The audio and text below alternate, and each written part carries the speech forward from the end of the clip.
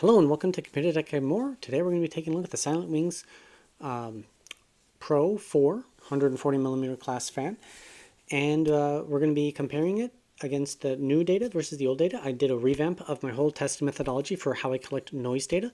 So let's get right into how it compared new versus old, and then we'll have whole sections with my complete analysis showing how everything was generated and that kind of stuff. So let's get right into it. All right, so the difference between the new test methodology and the old test methodology is the placement of the fan, and I will have a piece on my channel, that shows off what I have changed between the two test methodologies. So I'm going to just refer you to that video and just specifically talk about the graphs and the data. But needless to say, I've increased the accuracy of the noise data collection from plus or minus 4 decibels range to plus or minus 2 decibel range. So that is a great improvement. I have a whole idea on how to further improve things, but I can't do it without help from viewers like you to join me on Patreon and or subscribing to this channel. Just better microphone, a little testing box, better testing apparatus, of course buying more fans. That has been a major hit for me. But this is one thing I'm fundamentally interested in. I am an aerospace engineer, so that is my qualifications for doing this type of testing. I understand computational fluid dynamics. I have a background in it with my master's degree. So now that all of that's said, let's compare new versus old data. With all the data you're going to see, I have a rank, the model number, the RPM, and what kind of test it was. And the fan of interest is going to be circled in red. So originally, the Silent Wings 4 Pro 140 was ranked 12th with an RPM of 830 and moving 0.8 meters per second of air. It has moved up to second place. So this shows where my original testing methodology, I was just getting extra noise from the fan, either interacting with the microphone or the microphone being so close with the air rushing past it.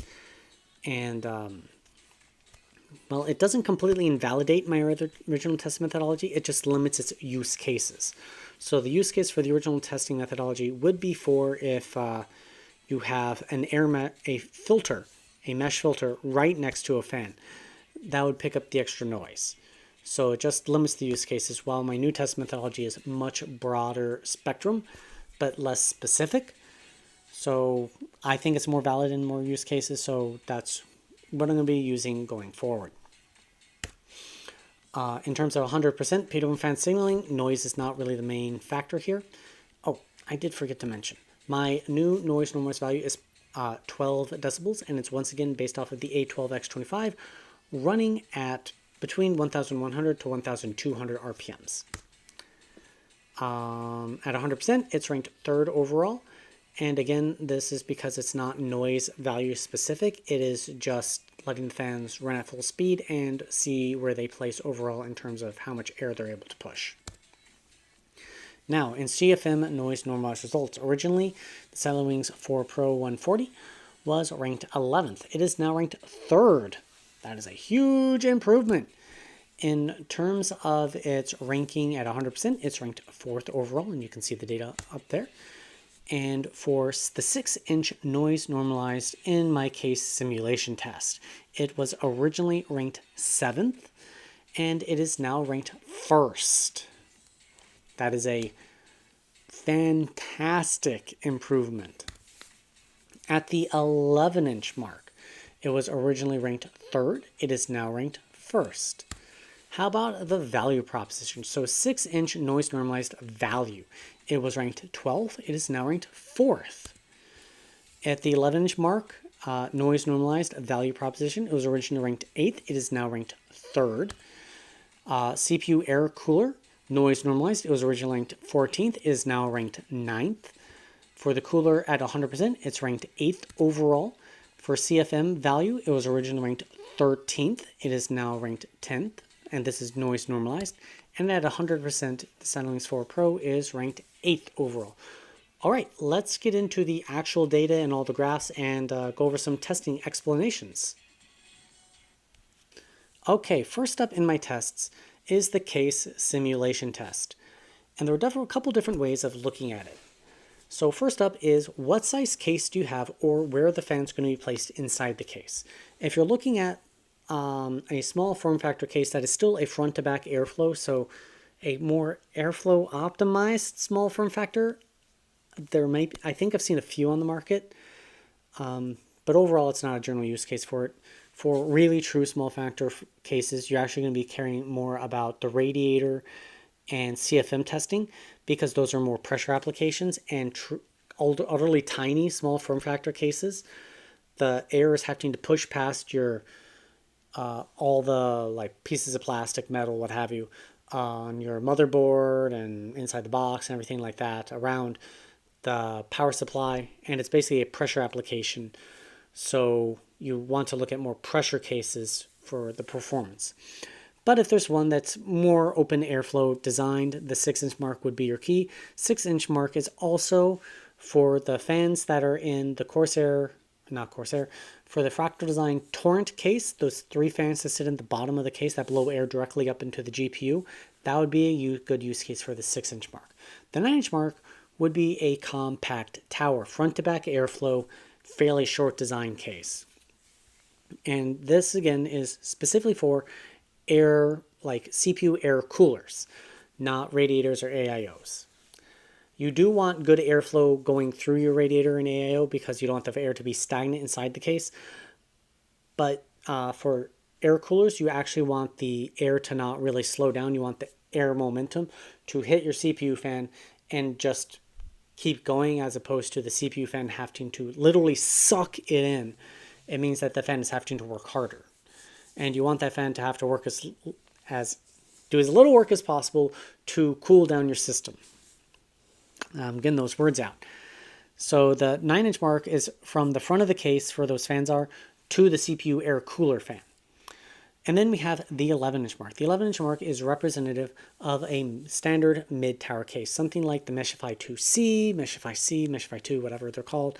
It's called, or like the Fractal Corsair 550D. And then last we have the 14.5-inch mark, and that is representative of a large tower, something like the Fractal Design Torrent. So that is how you can use these graphs for your specific use case. Depending on what size computer case you're actually looking at, you would look at the different data points specifically. Now, how does this relate to how good a fan is? Well, the most perfect fan in the world that could ever be idealized would lose no airspeed from the front to the back. It would just be a flat line. But we don't live in that ideal world. There is air in the way that the fan has to push out. And as the fan pushes air, the air around it tends to slow down the air and actually draw it out into a wider pattern. But you want the fan blade and frame design to actually be concentrating so that it has as little spread as possible. What you don't want is this bottom image. And they are labeling it as a static pressure fan, but I actually disagree. I don't think that that is the best design for a static pressure fan. But I would actually like to do that testing specifically. It would be actually kind of harder to test because every fan is a little bit different. So I'd have to find one that was very similar to two fans that functionally had similar performance and then relate them to each other that had one wide pattern, one narrow pattern. Anyways, it would be a very interesting deep dive, like it would be a scientific deep dive. But this wide pattern means that not very much air is traveling down the case. So it's not getting there. It's not cooling your components. So in effect, it would be doing this on this graph. A very steep drop off and then leveling off. There's no airspeed left. So you want it to be as flat as possible and as linear as possible. And I think that's everything I want to talk about here. So it's just the 20, 40, 60, 80, and 100% RPMs. But how does this relate to other fans? How does it rank? Well, the first step is to have a control fan, in my opinion. So my control fan is 3 parts A12X25 to 1 part A14. And so any fans that outperform it should be considered good to very good to excellent fans, and fans that are underneath it could be considered okay to bad to, oh my gosh, avoid this fan at all cost. So overall, what are we seeing from the Signalings 4 Pro 140? Well, it's blowing my control fan out of the water. How about at 100%? Wowie! It is doing really well. But how's it compared to other fans? Well, wow. Noise normalized results. It is the best. It defeats the rest. It's above the rest. As opposed to like the Corsair AF 140 Elite, which is at the bottom. It is pretty darn terrible. How about 100%? Well, the Silentwings 4 Pro 140 isn't the best, and it's only spinning at 2,400 RPM. It is generating 31 decibels, while the NF A14 IPC 3000 is spinning at approximately 3,000 RPM, generating 40 decibels. As a reminder, every 10 decibel jump in noise is a doubling in noise value. So the A14 IPC is twice as loud as the Silentwings 4 Pro 140, just as a general reference point. And you see the other fans that I have listed on there. And I do include one 120 millimeter class fan, the A12X25, because I consider that a good 120 millimeter class, just as a good representation point. Alrighty, at the 9-inch mark, bouncing back to the graph, is where we see fans that aren't very good at concentrating the airflow, still maintaining enough airspeed, but they've started to drop off. While at the 11-inch mark, more fans have lost too much airspeed that it becomes less reliable for me to get good measurements. My anemometer tends to have a harder time reading airspeeds under 0.5 meters per second. It is just harder for me to get good, consistent data every single time. So that's why the 9-inch mark was chosen. So, other disclaimer, these joggles you see off to the side are where my fan hit a harmonic frequency and got noisy. Now that harmonic frequency could be in the fan, it could be the fan acting in my testing apparatus, it could be the testing apparatus with the fan in it.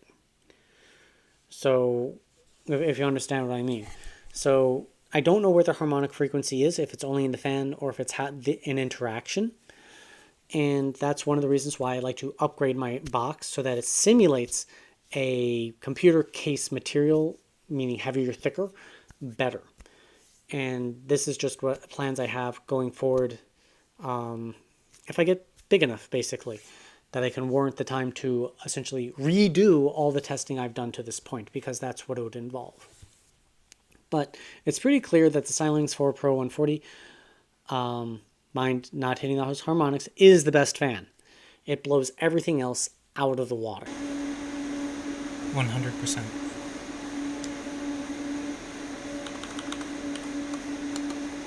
Silentwings 4 Pro new testing methodology, 100%. 50.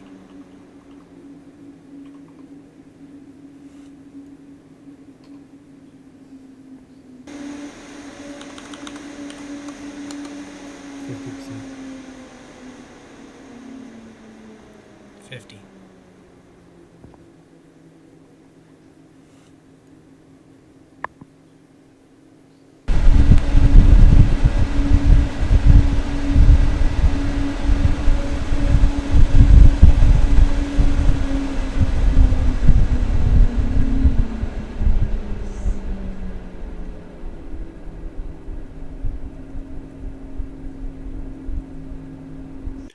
All right, next we have CPU air cooler testing.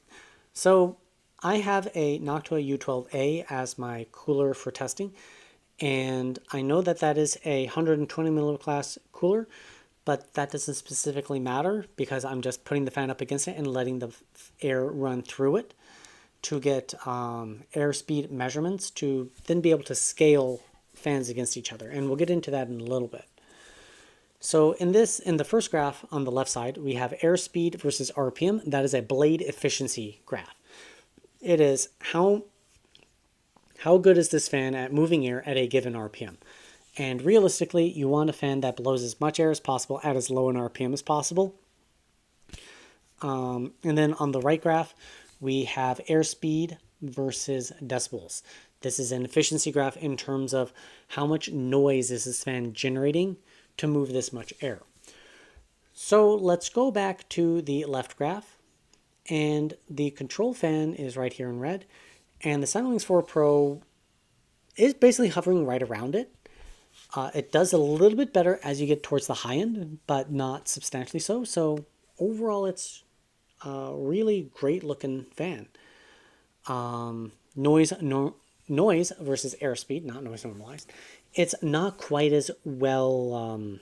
It's not quite as good as my control fan, and this may come down to the fact that the Silentwings has fairly thin fan blades, and that's probably why I hit some harmonic frequencies in it, because they're so thin that they'll vibrate. And that's what these two dots are off to the side where I hit harmonics. But it's not terrible. It's not that far off my control. Let's check out how it does compared to other fans. Well, on this graph, I have one key point that I want to point out, and this is key on the side. You'll see these numbers. W equals an airspeed. So that's 2.4 meters per second equals 240 watts. I did a piece on what airspeed equates to what wattage for my specific cooler, for my specific CPU. So if my CPU is an 11700K, if you don't have that CPU and you don't have this cooler, these wattage for airspeed numbers are not going to directly apply to your system. But you can use them in a way. So let's say you have a Lightwings 140 high speed hooked up to your system. Well, at my noise normalized value, it's only pushing 0.6 meters per second of air. If you upgrade to the Silentwings 4 Pro 140, you're now pushing 1.1 meters per second of air. This means you'd get a pretty massive improvement in terms of how much wattage your CPU can pull, or in thermals. Or you can take this extra overhead and back off the RPM, so lower the PWM signal, and make your system even quieter. Now, I cannot say how much extra performance you're going to get out of your system. That is much harder to say. But I can pretty much say with certainty that you would see an improvement in one of the factors. At 100% PWM fan signaling, once again, we do have this wattage for airspeed that I calculated. The Silentwings 4 Pro 140 is a top pick fan. It is doing very, very well. It is ranked 3rd overall. Surprisingly enough, there's a fan that's sitting right behind it, and that is the Tough Fan 14, and it is spitting a solid 400 RPM slower. But they are generating the same amount of noise for that same air speed. So then it comes down to a factor of styling and what's most important. So in noise normalized results, the Tough Fan 14 didn't rank quite as highly. Mind, it is still moving a solid 1 meters per second of air, but that is still a bit under 1.1. So it gives you some room to decide where you care about your performance and how much performance difference matters. And we'll get into value proposition a little bit later on. Next, we have cooler airspeed. So this is the airspeed running through the cooler versus decibels. And the Silentwings 4 Pro is right here with its wonderful harmonics. Twa! But it's sitting towards the top, but it's not at the very top. There are other fans that are more efficient than it, such as the Arctic P14 right here, although it too has a harmonic in it. And the Noctua A14 is sitting right underneath the Silentwings 4 Pro in terms of its noise performance. And all these are a far cry from the Noctua A12 Extreme 5, which is sitting at the top of this graph. CFM. Personally, I am not a fan of CFM testing specifically, except under certain use cases. And let's get into why. So CFM testing is valid for only a few different cases. If you want to make your own wind tunnel, CFM, you can use CFM. If you're testing airflow through a heatsink, radiator, or AIO, CFM testing is valid. If you're testing airflow for PQ curves, you can use CFM data. If you want to know how good this fan is inside your computer case at blowing air front to back, it is not, except under the rarest circumstances. If you're measuring total air flow from the front of your case to the back of your case at the exit, wherever that exit is, you could use CFM calculations because you would know the surface area of it. So this leads me into how CFM is calculated. You know the surface area if you were to take a slice of your tube right there. You would know the surface area, so you know pi, 3.14, times r, the radius there, and you square it and you can get surface area. And you multiply surface area, so that's feet squared, times feet per minute, so that's airspeed. So feet times feet is feet cubed, divided by minute, so that's feet cubed per minute, so cubic feet per minute. Da-da-da, we learned math today. So that's how you calculate CFM. So why don't I think this test is particularly valid? Well, if you put a fan directly up against a tube, and this image is not how I do the testing. The fan blades are actually matched to basically the size of the tube. There's no room for the air to spread out at all, like you would see in this image over here. So what do I mean by that? If air has room to spread out, it's going to slow down like we saw in the case simulation test. If there's no room to spread out, the air will all have a tendency to travel down the tube at one higher speed. So a fan that has a tendency to spew air off to the sides is going to look closer in performance to a fan that creates good direct airflow. And this is why I don't like this type of testing for case airflow applications. And a lot of other reviewers use this CFM testing to tell you, yes, this fan is good at case airflow. They don't understand the science. I have a background in fluid dynamics. So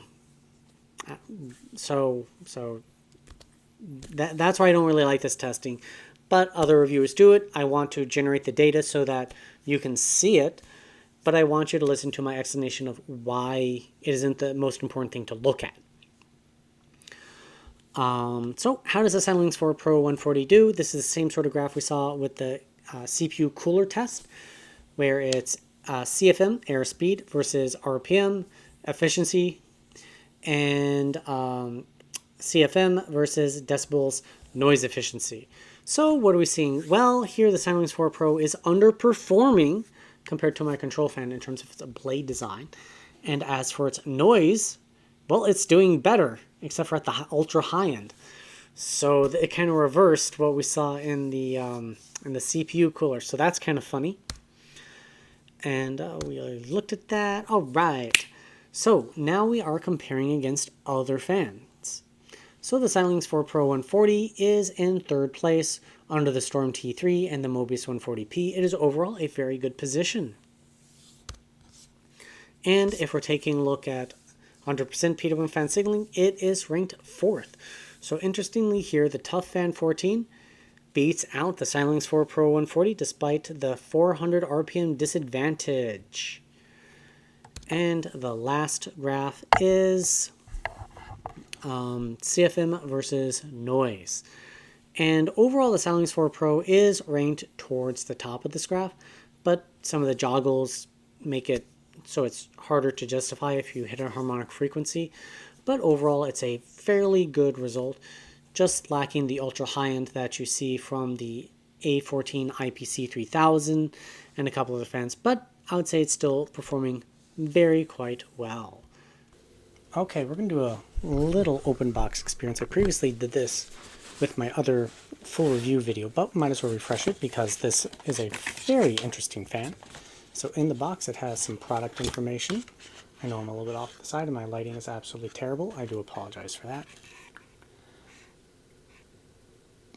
But new blade design, new hub design with a 6-pole motor, and a frame as well as speed selector.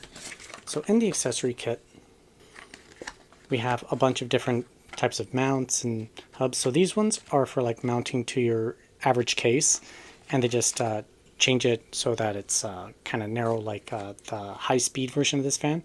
And then it's got like hard mounts for, I don't even know specifically what, but I don't actually see any reason to get rid of the original frame.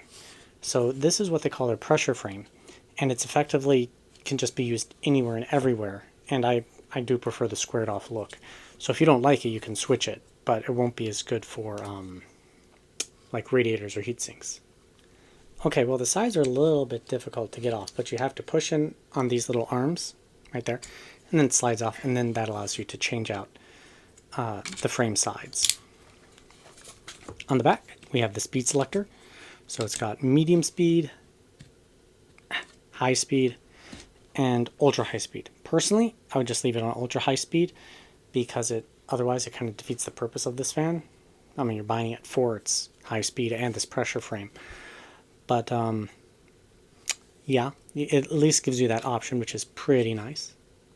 And onto the frame design itself. Actually, it is a pressure frame. It creates a nice solid seal that would press up against your radiator or a second fan. I mean, you're not going to be using a 140 millimeter size radiator, are you? You're going to be using a 280. Can I do math in my head? And you'll be able to stack two of these next to each other and create a good tight seal against one another without flat dead edges. So it'll be very high performance. You of course have the indicators for which way the air is moving, meaning that way. And what else? The struts on it are fairly nicely designed. They're nice and thin, and they are angled, which is for directing the airflow in a specific pattern.